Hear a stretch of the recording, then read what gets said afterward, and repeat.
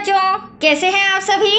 I hope अच्छे होंगे, right. चलिए, मैं योगिता प्रजापति यूट्यूब चैनल पे आप सभी बच्चों का स्वागत करती हूँ और आज मैं आपके लिए लेके आई हूँ एक्सरसाइज 3.6 का क्वेश्चन नंबर फर्स्ट का 7th पार्ट। ठीक है, 7वें नंबर का पार्ट आज हम सॉल्व करेंगे। इसके पहले 6 पार्ट है, 6 समय वो मैंने समझा दिए हैं। हर बार की तरह यही कहूंगी बच्चों कि जितने भी वीडियोस मैं बना रही हूँ, जितने भी समय समझा रही हूँ, उन्हें देखते जाइए, समझते जाइए, अपने डाउट्स क्लियर करते जाइए। ठीक है, और लाइक शेयर करना मत भूलिए साथ ही साथ। चलिए, अब हम स्टार्ट करते हैं। देखें इस समय क्या कहा गया है। निम्न समीकरणों के युग्मों को रेखिक समीकरणों के युग्म में बदलकर हल कीजिए। तो आपके सामने दिख रहा है इक्वेशन प्रॉपर नहीं दिया है, इनकम्प्लीट है। इसे मुझे रेखिक समीकरण में बदलना है और फिर विलोपन या प्रतिस्थापन विधि से सॉल्व करना है। तो करें स्टार्ट बच्चों। देखिए, हर बार की तरह हमें क्या दे रखा है, एक्स वाई डिवाइड में है तो मानना पड़ेगा, माना कि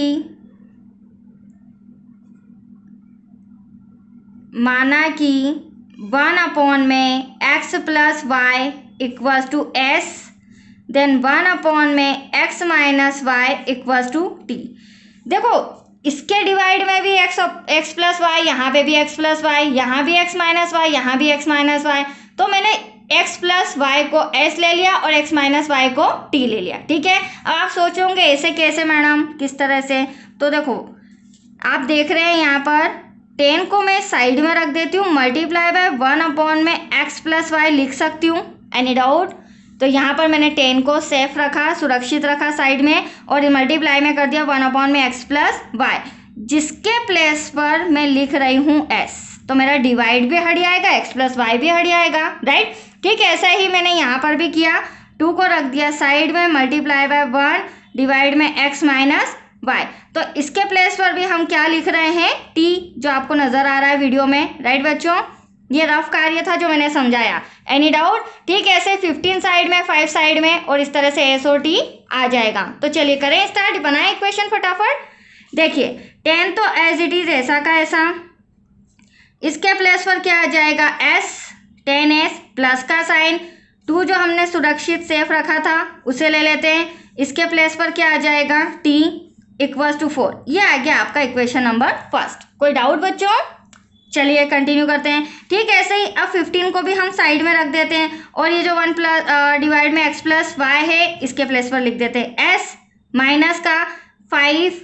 यहाँ पर भी ठीक वही ट्रिक लेनी है हमें, और t ऐसा का ऐसा इक्वल्स टू में -2। समीकरण नंबर 2। अब आ गई हमारी दोनों समीकरण। ठीक है, दोनों इक्वेशन आ गई है।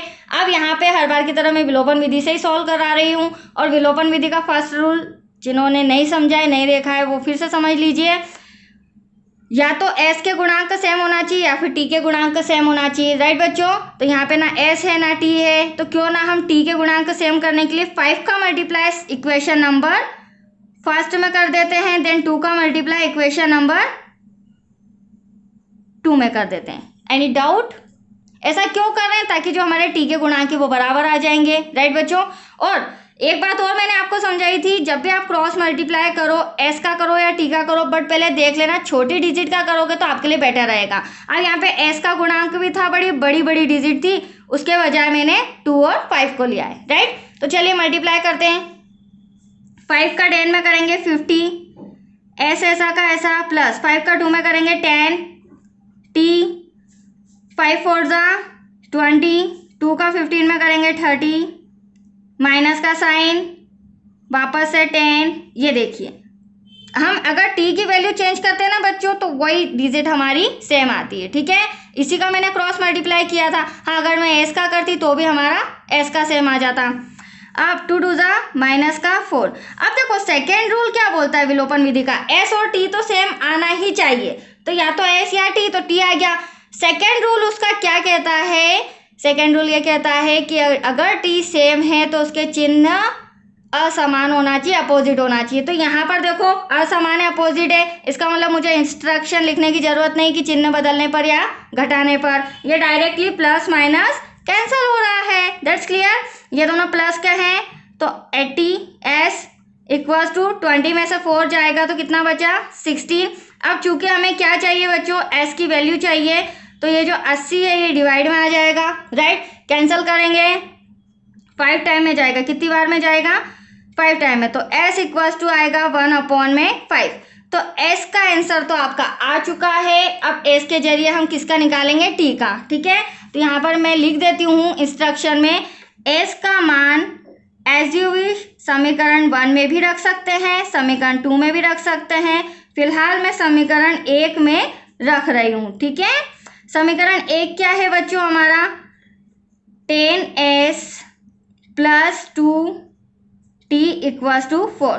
तो 10 तो ऐसा का ऐसा, s के प्लेस पर इसकी वैल्यू लिख देते हैं बच्चों।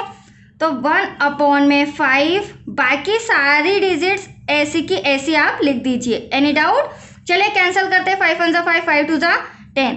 तो यहाँ पर 2 का 1 में मल्टीप्लाई करोगे, 2 1 2, 2t ऐसा का ऐसा, 4 ऐसा का ऐसा।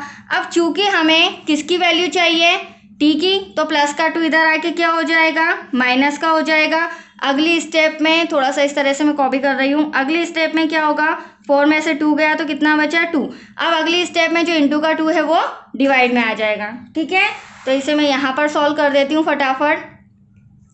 t = 2 और जो इंटू का 2 था बच्चों वो डिवाइड में आ गया, 2 से 2 कैंसिल, तो एटलीस्ट आपकी t की वैल्यू भी आ गई है 1।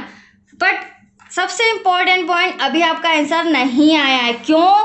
क्योंकि हमने s और t को माना था। हमारा एग्जैक्टली सम क्या है, x और y पे डिपेंड है, तो हमें आंसर भी x और y में देना होगा। ठीक है, तो यहाँ पर हमें क्या दिया था सम में, किसको माना था हमने s 1/x + y को, और किसको माना था t 1/x - y को। तो हम s और t की वैल्यू रखेंगे, फिर हम x और y का आंसर लेके आएंगे। ठीक है, तो देखो यहाँ पर हम लिख देते हैं 1/x + y = t। आपको सॉरी s, इसे तो s माना था हमने। आपको हमेशा ध्यान रखना है जो भी हमारा x + xy से रिलेटेड सम होगा उसमें हमें s और t की वैल्यू हर बार रखनी होगी, तब जाके हमारा सम कंप्लीट होगा। That's clear? अब देखिए 1/x + y as it is ऐसा का ऐसा। s हमारा क्या आया था, 1/5 आया था, अभी मैंने आपके सामने सॉल्व किया था। ठीक है, यहाँ पे भी 1 माइनस डिवाइड में x माइनस y, और t तो आपके सामने 1 दे रखा है, डिवाइड में कुछ नहीं तो 1। अब देखो क्रॉस मल्टीप्लीकेशन करते हैं, 5 1 5 को इधर लेते हैं, x + y। अब यहाँ पर एक नई चीज़ आपको सीखने को मिलेगी, x माइनस वाई का 1 में करोगे तो वही, और 1 का 1 में करोगे तो भी वही। अब देखो बच्चों, यहाँ पर x है, यहाँ पर y, एक्स वाई, तो एक्स वाई की मेरे पास वैल्यू नहीं है, तो ये मेरे लिए नया इक्वेशन आ गया, equation number 3, then equation number 4। अब हमें एक्स वाई की वैल्यू लानी है, तो इन दोनों को साथ में रख के हम एक्स और वाई की वैल्यू लाएंगे। तो x + y = 5, then x minus y = 1। आप चाहे तो यहाँ लिख सकते हैं समीकरण 1 व 2 से। अब वही मेथड यूज करेंगे, विलोपन विधि। प्लस माइनस कैंसल हो रहा है बच्चों, x कितना हो जाएगा 2x, 5 और 1 कितना हो जाएगा 6। तो अब देखो यहाँ पे इजीली आपका x का आंसर आ रहा है, जो कि आपको वीडियो में नजर आ रहा होगा। 2 से कैंसिल करेंगे 3, तो x = आ गया आपका 3। अब x का मान हम समीकरण 1 या 2, ये आपके सामने दो, सॉरी 1 या 2 नहीं, 3 या 4, क्योंकि ये नए इक्वेशन है, 3 में भी रख सकते हैं, 4 में भी रख सकते हैं, राइट बच्चों। तो यहाँ पे इंस्ट्रक्शन लिखना पड़ेगा, x का मान समीकरण 1 में रखने पर। तो समीकरण 1 है हमारा x + y = 5। अब ये जो x की जगह क्या रख देंगे हम 3, तो यहाँ पर क्या हो जाएगा 3 प्लस का y = 5। तो y ऐसा का ऐसा, 5 ऐसा का ऐसा, प्लस का 3 इधर आके क्या हो जाएगा बच्चों माइनस का।